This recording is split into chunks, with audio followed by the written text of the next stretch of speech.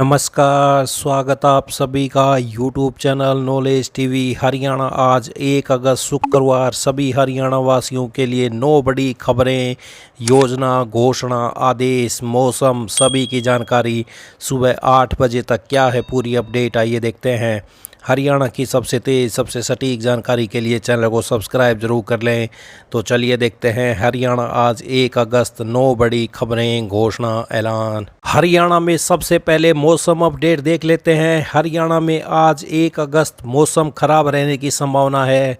भारतीय मौसम विज्ञान विभाग आईएमडी के चंडीगढ़ मौसम केंद्र ने 5 जिलों में तेज बारिश के आसार जताए हैं। इनमें सिरसा, फतेहाबाद, हिसार, भिवानी और चरखी दादरी शामिल हैं। महेंद्रगढ़ और जींद में सुबह से ही बारिश हो रही है। वहीं बाकी के 15 जिलों में भी मध्यम से तेज बारिश हो सकती है। आईएमडी ने अगले 4 दिनों तक प्रदेश भर में बारिश होने का अनुमान जताया है।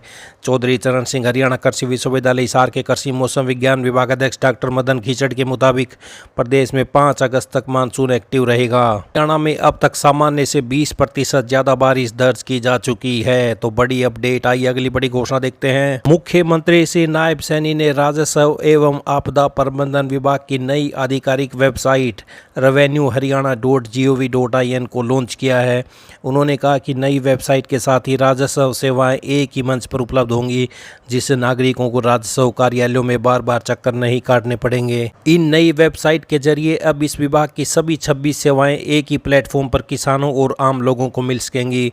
इस मौके पर मुख्यमंत्री ने रबी 2025 के फसल खराबे के 22,617 किसानों को 52.14 करोड़ रुपए का मुआवजा भी जारी किया है। सीएम सैनी ने बताया कि जाति प्रमाण पत्र सहित मुआवजे की जानकारी मिलेगी। जाति प्रमाण पत्र से लेकर मुआवजे की जानकारी सब कुछ इसी एक पोर्टल पर उपलब्ध होगा। केवल आम जनता ही नहीं, विभाग के अधिकारियों को भी इससे बहुत सुविधा होगी। आइए अगली बड़ी घोषणा देखते हैं। हरियाणा के सरकारी विभागों, बोर्ड, निगमों में कार्यरत 1,20,000 अस्थायी कर्मचारियों को सुरक्षित सेवा देने के लिए नियमों का मसौदा तैयार हो गया है।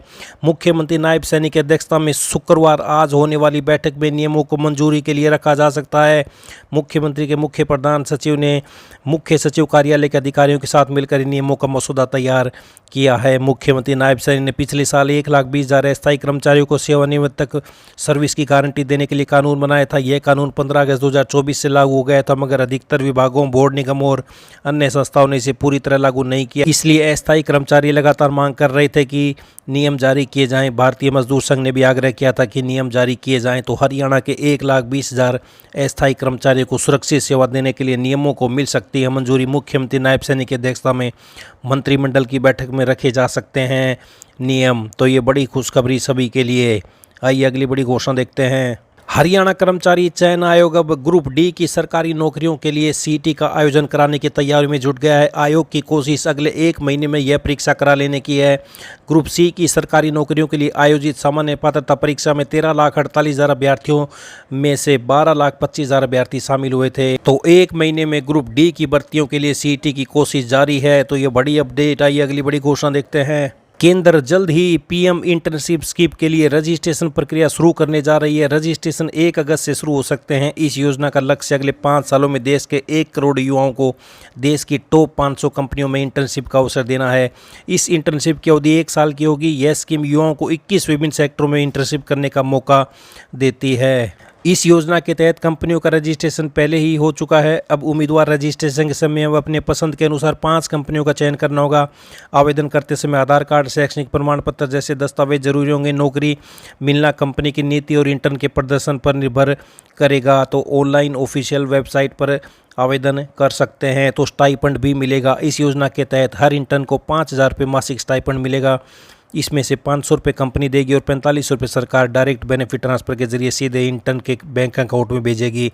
स्टाइपेंड का भुगतान उपस्थिति और कंपनी की पॉलिसी के अनुसार होगा। तो कौन कर सकता है आवेदन? योजना के लिए 21 से 24 साल के बीच युवा वाले आवेदन कर सकते हैं जो फिलहाल किसी फुल टाइम पढ़ाई या नौकरी में नहीं है और जिन्होंने 10वीं या 12वीं पास की हो या उनके पास डिप्लोमा या ग्रेजुएशन की डिग्री जैसे BA, BSc, BCom, BBA, BCA, B pharma आदि हो। तो ये बड़ी अपडेट, शीर्ष 500 कंपनियों में काम करने का मौका मिलेगा। तो जल्द ही रजिस्ट्रेशन शुरू हो सकता है। आइए अगली बड़ी घोषणा देखते हैं। यूपीआई में 1 अगस्त से कई बड़े बदलाव हो रहे हैं। सबसे बड़ा यह है कि अब आप एक दिन में केवल 50 बार बैलेंस चेक कर पाएंगे। बैंक खातों की सूची सिर्फ 25 बार ही देख पाएंगे। किस्त, म्यूचुअल फंड, एसआईपी और ओटीटी सब्सक्रिप्शन जैसे बार बार होने वाले यूपीआई ओटीपी लेन देन अब सिर्फ गैर व्यस्त समय में ही पूरे किए जाएंगे। ओटीपी लेन देन का समय सुबह 10 बजे से पहले, दोपहर 1 से 5 बजे के बीच और रात 9:30 बजे के बाद होगा। इसका मतलब कि अगर आपका नेटफ्लिक्स का बिल सुबह 11 बजे कटता था तो अब वह पहले या बाद में कट सकता है। इसी तरह आपका यूपीआई भुगतान असफल हो जाता तो उसका स्टेटस चेक करने के लिए सिर्फ 3 मौके मिलेंगे। हर कोशिश के बीच 90 सेकंड का इंतज़ार करना होगा। किसी को पैसे भेजते समय हमेशा प्राप्तकर्ता का नाम दिखेगा। इससे गलत भुगतान होने से बचा जा सकेगा। हाल में ये ऐसी चर्चा थी कि 2,000 रुपये से ज़्यादा के भुगतान पर जीएसटी लगेगा। सरकार ने स्पष्ट किया है कि ऐसा कोई फैसला नहीं है। व्यापारियों को अलग से कुछ शुल्क देने पड़ सकते हैं। तो ये बड़े संशोधन, एक दिन में 50 बार ही चेक कर पाएंगे बैलेंस। आइए अगली बड़ी घोषणा। हरियाणा सरकार ने साधारण मिट्टी के उत्खनन से जुड़ी प्रक्रियाओं को सरलीकृत करते हुए पंचायतों और किसानों को बड़ी राहत दी है।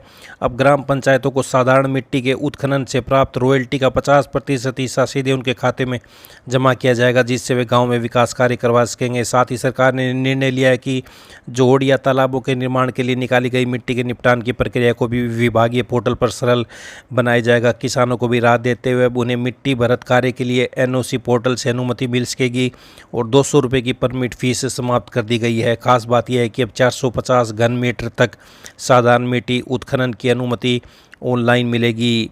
ई रवाना बिलिंग की भी ज़रूरत नहीं होगी। तो ये साधारण मिट्टी खनन से ग्राम पंचायतों को होगा सीधा लाभ। हरियाणा सरकार ने दी कई रियायतें। प्राप्त रॉयल्टी का 50% हिस्सा सीधे बैंक खातों में होगा जमा, करवा सकेंगे गाँव में विकास कार्य। तो ये बड़े बदलाव। आइए अगली बड़ी घोषणा देखते हैं। सीबीएसई ने अपने स्कूलों में बाल वाटिका से लेकर 12वीं तक की कक्षाओं के सेक्शन की अधिकतम सीमा और बुनियादी ढांचे को लेकर बड़ा बदलाव किया है।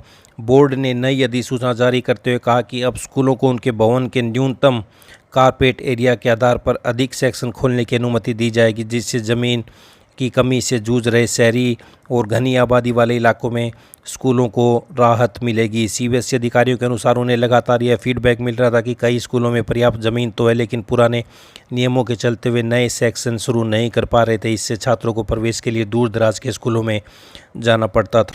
कारपेट एरिया के अनुसार हो सकेंगे सेक्शन। तो न्यूनतम कारपेट एरिया, अधिकतम सेक्शन कितने हो सकते हैं? 1400 वर्ग मीटर में 13 सेक्शन अधिकतम हो सकते हैं। 3000 वर्ग मीटर में 24 सेक्शन हो सकते हैं। तो ये बड़े बदलाव सीबीएसई ने कक्षाओं के सेक्शन को लेकर किए हैं। तो ये सभी हरियाणा वासियों के लिए आज सुबह 8 बजे तक सभी बड़ी खबरें, घोषणा, योजना, ऐलान, हरियाणा की हर छोटी से बड़ी जानकारी को पाने के लिए चैनल को सब्सक्राइब जरूर कर लें। बेल आइकन, घंटी का बटन जरूर दबाएं, जिससे अगली वीडियो का नोटिफिकेशन आपके पास पहले ही पहुंच जाए। घंटी का बटन नहीं दबाए तो आपको नहीं पता चलेगा अगली वीडियो कब अपलोड की गई है।